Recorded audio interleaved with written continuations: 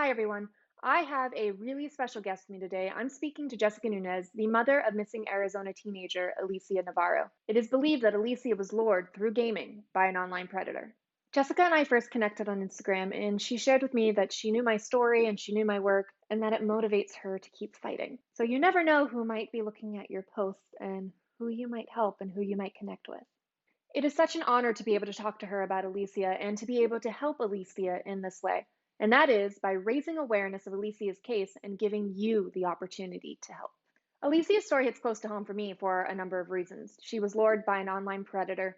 She was just a year older than I was when I was kidnapped.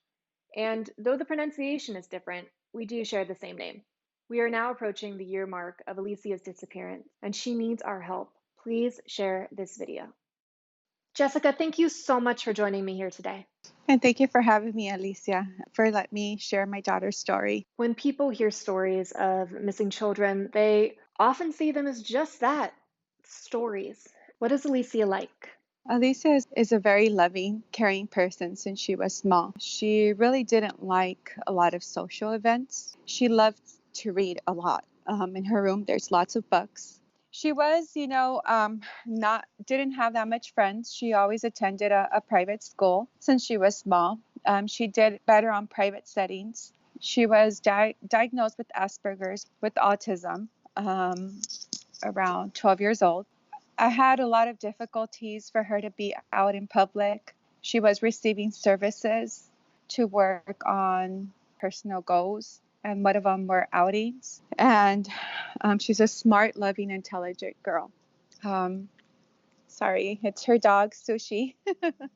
I know you have two dogs, and I have two dogs that are really special to me. How has this affected Sushi? Yeah, he actually just jumped off. He's actually following me around now all over the place, and he's always with me since Alicia's not here. He would stay like in front of the door, or he sits where the couch is. I have a couch that's next to the window, and he just looks out. So I do feel that there has been a change in him.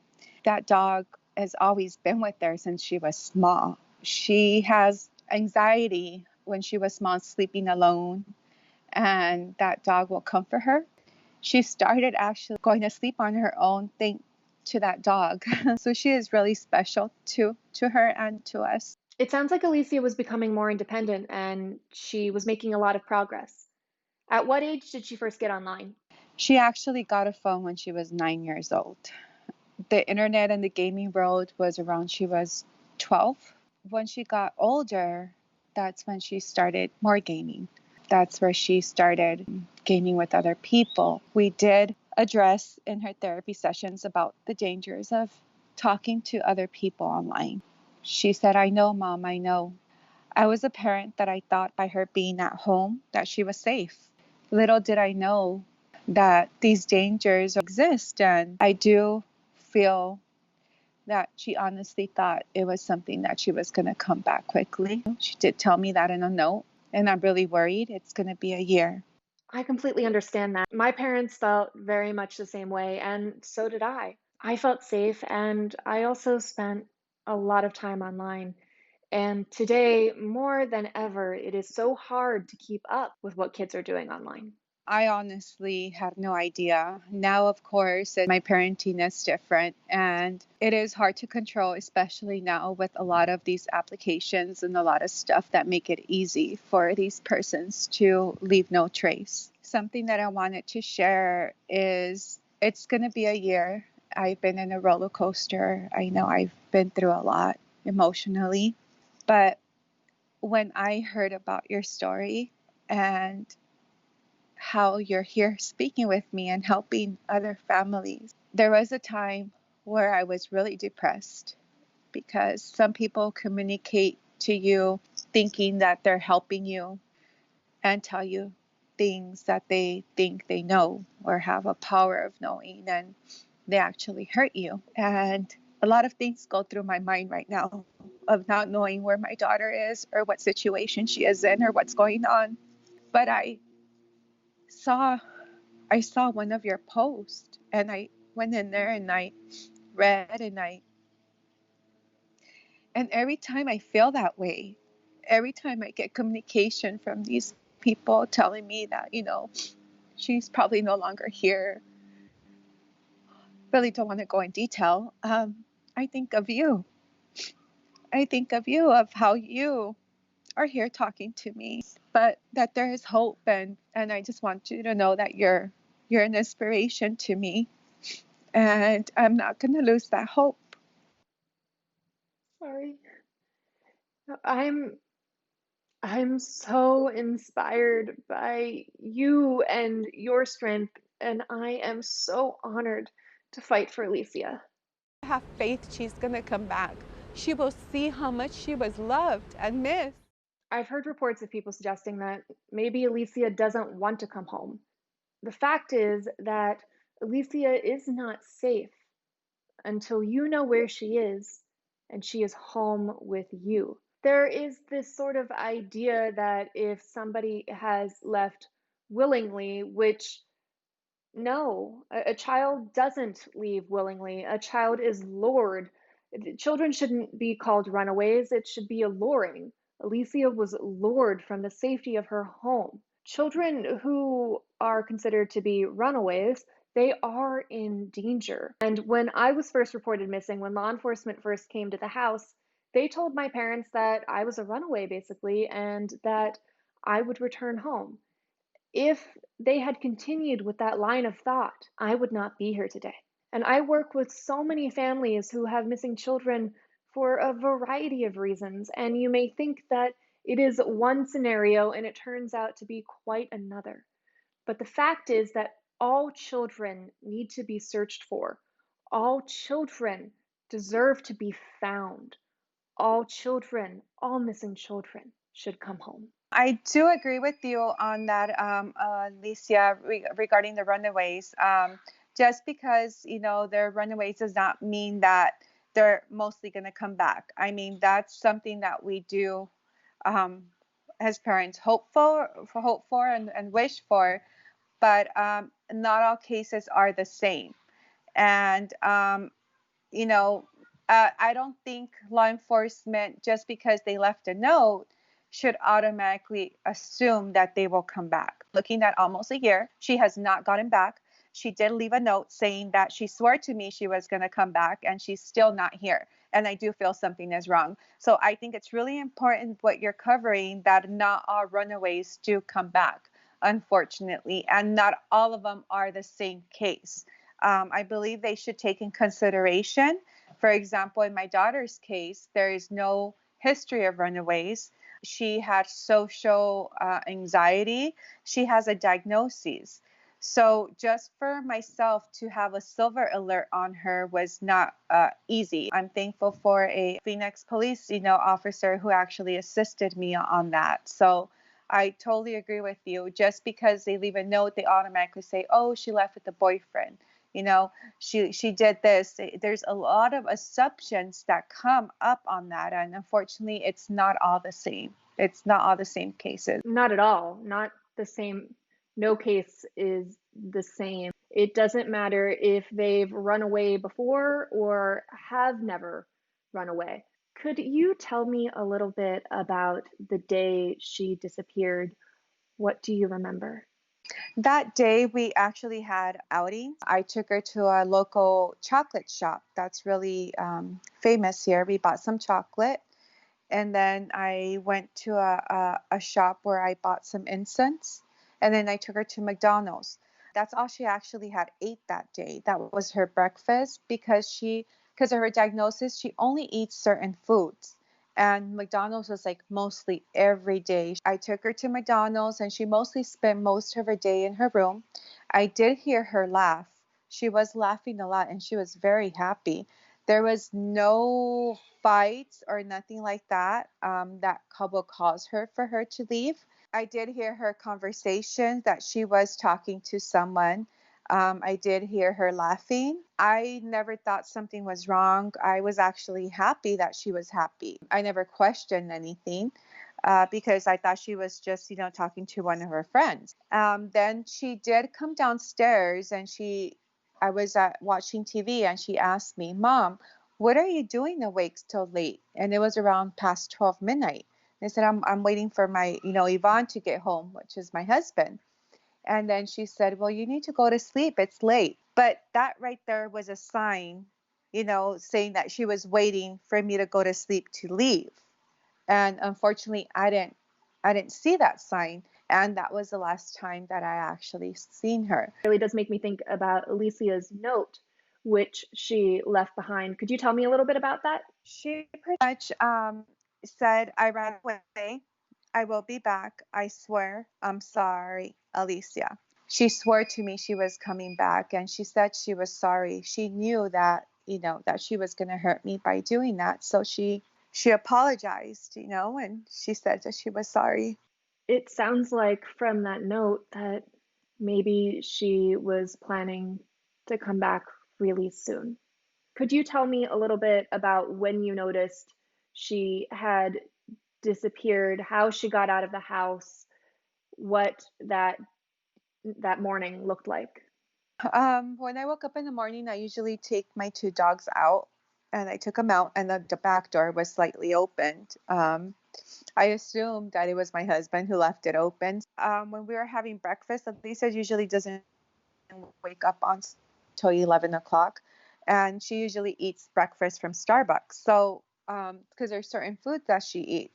So, when I was making breakfast with my kids and orange juice, I asked my husband, why. I told him we shouldn't leave the door open. He said that he didn't leave it open. And I automatically thought that somebody actually came in, not that she left. I thought somebody broke in the house. So since Alicia was the only one that was missing there, I told him automatically to go upstairs and check on her. And she was nowhere to be found.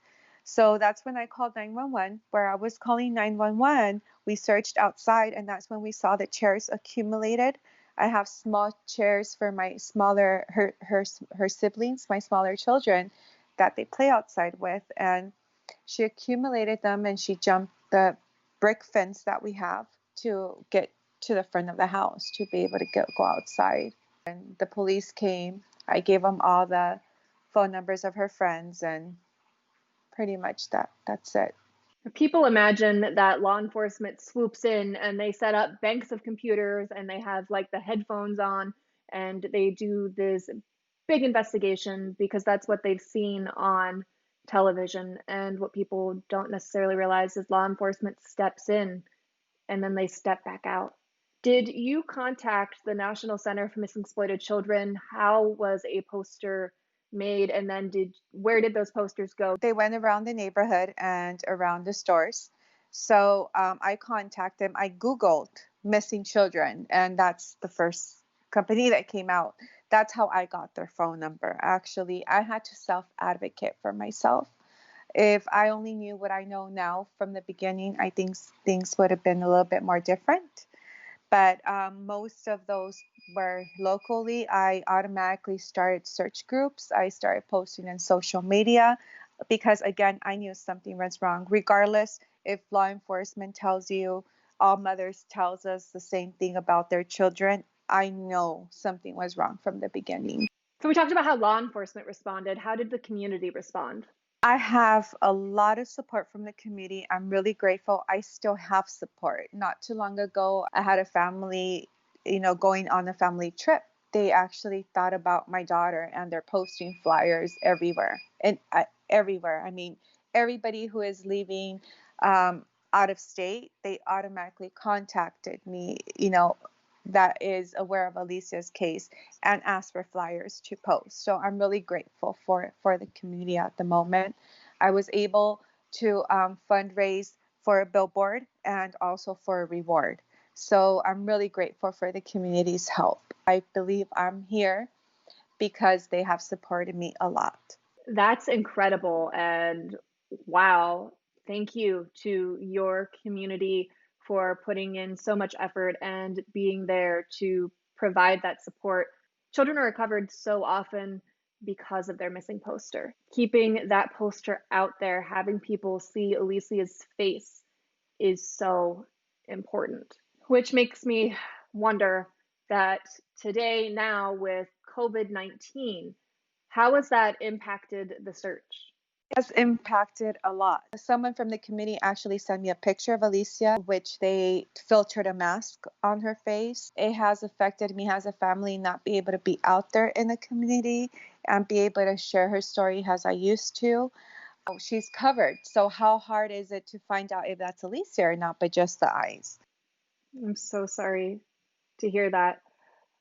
Well, one thing that may provide you some comfort is think about when they make somebody anonymous. They don't cover the bottom of their face, they cover here, right? They cover their eyes because this is the most identifiable part of your face. As far as support, social media and the online world was a big cause in Alicia's disappearance. However, now we can use that same technology to help bring Alicia home. What has been the reaction to people online? Has it been favorable or not? It has been both, but mostly unfavorable. I know that there is a lot of people that are wanting to help and try, to get into her accounts or try to have these special powers of seeing the future. Videos have been made, and a lot of those videos don't have a positive ending. And a lot of those people who think are investigators might affect the case. I mean, I am grateful that they're trying to help, but sometimes if you post a video or you tell the mother that their daughter is, that they have some special power in seeing my daughter dead, or they go in Alicia's accounts and try to find information. It's stuff that affects the case. The other stuff affect me emotionally. I'm not doing too good health-wise. I'm not going to disclose what I've been diagnosed of, but I'm not blaming them for that, but I just want a little bit of more compassion, on that, because where is she? If that's the case, tell me where she is, and it's just stuff that has affected me tremendously. And I now block myself from that, and I refuse to believe in that. Really? No, my daughter is missing. And I have hope and faith that my daughter is still alive. I am asking for your help to help share and help find her. My daughter is missing since September 15, 2019, and I will never stop looking for her. So God forbid that the reply to that comment is no. Social media is huge in missing children cases, but we invite so many strangers into our lives. And because of that, they become sort of sometimes obsessed with these cases. They think that they're helping, but sometimes they really hurt the case. Like you said, the lack of compassion. Please, everybody, have compassion for these families, support them. The pain and the suffering is too much to bear, and the support can help so much. Have respect, have boundaries. Do not invade that space. What has really motivated you to keep going? Who or what supports you on a day-to-day basis? The love that I have for my daughter and God. I do believe in God, and the love that I have for my daughter. I love her so much. There's not one day that I don't think of her. I am doing whatever I can to keep her story alive, for me to get answers, for me to be able to find her. Again, I don't know what situation my daughter is in. I don't know if she's unwillingly or willingly with this person. Like, I have no idea. But I just want to know. I just want to know, because I know her intention was for her to come back. She actually wrote that to me. She swore to me that she was going to come back, and it's been a year, and I'm waiting for her to fulfill her promise. No matter what she did, it's not going to change the love that I have for her. Nothing's going to change the love that I have for my daughter. So I would say it's the love that I have for my daughter and the hope that I get, that, and the strength that I'm getting from God. Alicia, please, if you're watching this, please, you hear your mother. She needs you home. It's so important that you know that there's nothing that you could do that would make your mother and your family stop loving you. So please, if you are watching this, please don't be afraid to come forward and to reach out to your mother or to law enforcement or even to me. There is no judgment, and it may seem that you may get in trouble. Your mother loves you endlessly and only wants you to come home. If you are somebody who is holding Alicia, please let her go. If you're watching this, have it in your heart. Have compassion. Family needs answers, and Alicia needs to come home. I just want her back or know that she's okay, and I don't know if they're scared for whatever reason, but I just want to make sure that she's okay. That I just want to know. That's all. That's all I'm asking. And I respect, let's say she is there willingly and she's happy and they're afraid. I just want to know that, and I will respect that. I truly will. And I've said it so many times because that's what she's chosen, and that's what I respect, but I just want to know. Have there been any recent updates in Alicia's case? Fortunately, no. There has not been yet. There is going to be a new detective locally assigned to her once it hits 1 year. It's considered a cold case. So I will be meeting that detective soon. And I believe you are going to be interviewing one of the detectives that's working on my daughter's case, and maybe he'll be able to give you a little bit more information on it. The year anniversary is coming up soon. Do you have anything planned for that day? I do have a vigil. There is a song, a local singer wrote a song for Alicia. She's going to be singing that song. It's called Alicia Vuelve a Mamá. It's a Spanish song which says, Alicia, come back to mom. And then I have my pastor who's going to be saying a prayer, and I will be speaking, and we're going to light up a candle. That is what I planned for the 1 year for her birthday. Honestly, I don't have anything planned at the moment. I do know that I did celebrate her 15th birthday with a cake that was already pre-ordered. She told me that she wanted red velvet cake, and she chose the cake. That's why I don't get it, why she was not with me on her birthday.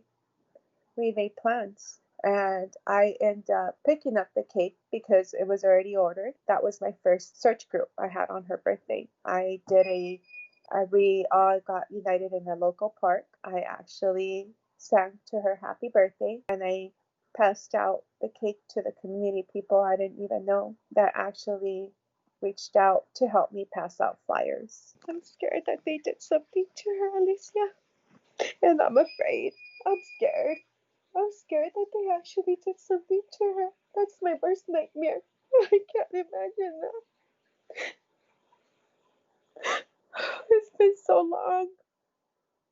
This is really, it's scary, but you're doing everything. You are so strong. Don't apologize. I wish I could just hug you. I hope that I could come to Arizona. I wish that I could come to that vigil and just be there and to hug you. It supporting families like yourself, you take that in, and Alicia becomes a family member of mine somehow. And I hope you know that you are doing everything. I posted that bit about, and it was kind of inspired by you about the resting and the fighting. Yeah, it was inspired by you.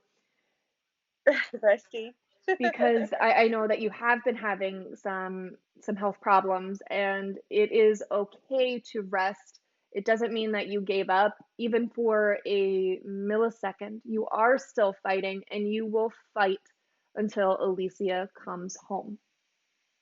That I am grateful that,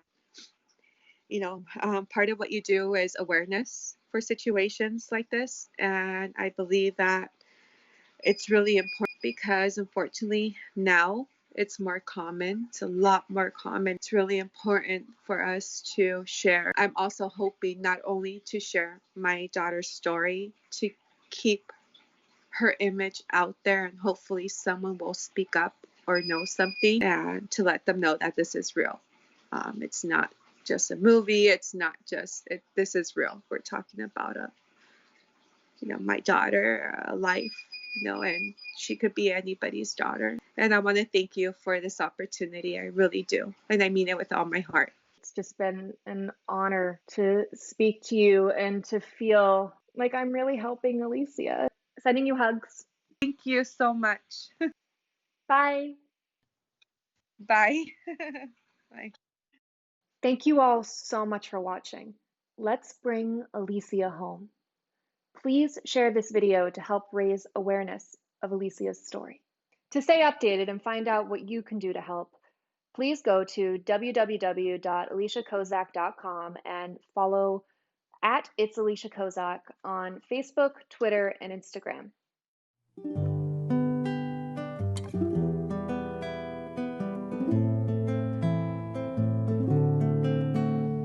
Alicia, niña bonita, niña querida, vuelve a mamá. Alicia, desde que huiste, mis ojos tristes llorando están.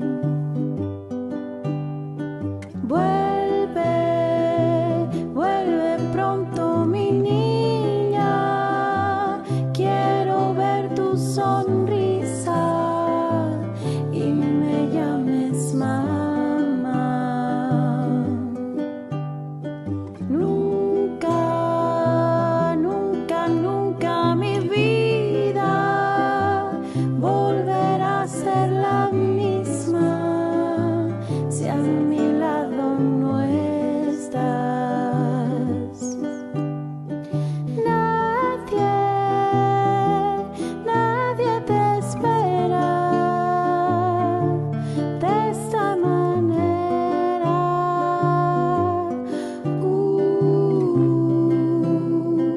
Vuelve a mí, Alicia, desde que